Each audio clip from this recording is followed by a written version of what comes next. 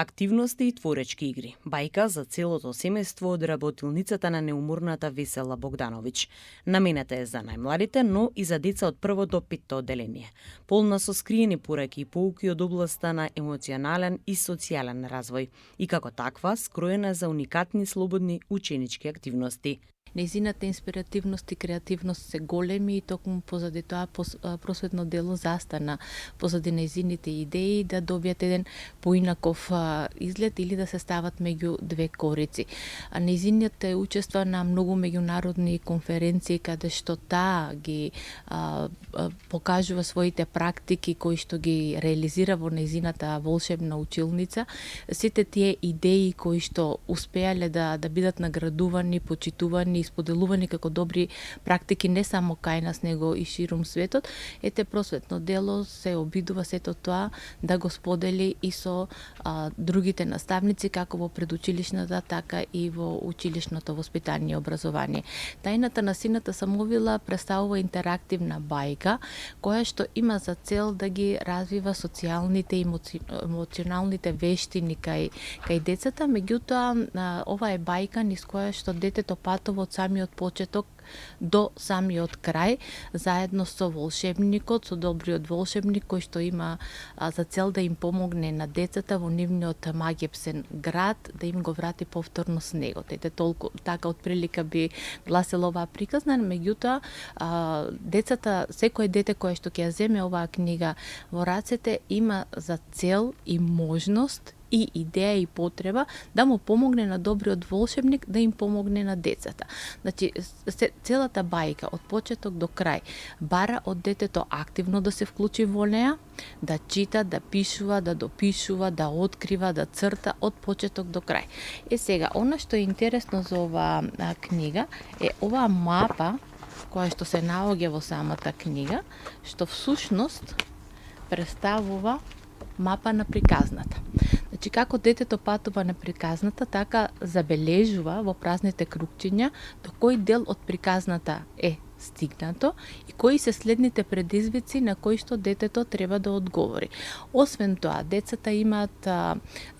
за цел или за задача, во самата книга има писма кои што треба да ги упатат до одредени личности од приказната за да му помогнат на волшебникот да ги оствари своите цели. Сината самовила е ликот во околу кој што се врти целото дејствие, но зошто и како оставаме да откријат самите читатели. Ова интерактивна бајка е податлива како за во предучилишната возраст, така и на училишна возраст и лесно се прилагодува кон возраста на детето. Ако станува збор за деца во предучилишните установи, тогаш возрастниот треба да ја чита нели бајката и да му помогне на детето да патува низ авантурите на сината самовила и волшебникот и неговата сопруга и децата кои што се вклучени во целото дејствие. Меѓутоа, предизвиците кои што се предвидени во смисла на пишување писмо, боење, откривање, поврзување,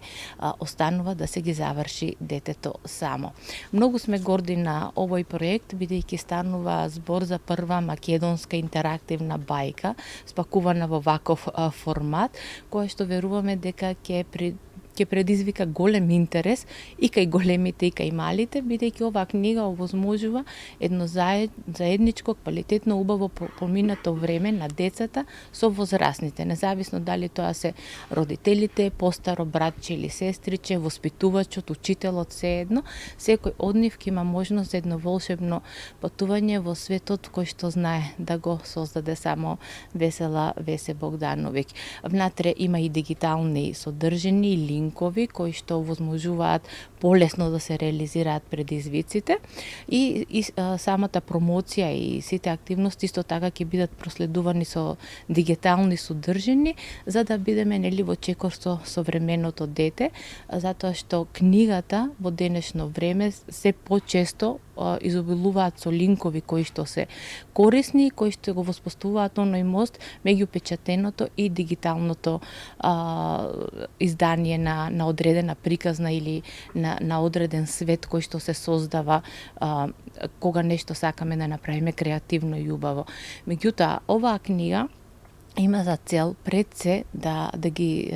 разбие сите оние предрасуди кои што за жал се уште ги има во општеството, во смисла дали треба да ги прифатиме тие што се поинакви од нас, дали треба подобро да се запознаеме за да се прифатиме себе си, дали треба да бидеме храбри и истрајни или лесно да се откажеме од предизвикот кој што ни е поставен, дали треба убаво да размислиме пред да преземеме одредено действие или избрзано да донесуваме одлуки, па после тоа да се соочиме со последици кои што можеби нема да бидат толку пријатни како што очекуваме. Значи, освен што децата и возрастните ќе имаат можност да патуваат низ еден волшебен свет, исто така ќе имаат можност да се соочат со самите себе, но и да освојат многу просоцијални вредности кои подоцна ќе им користат во животот.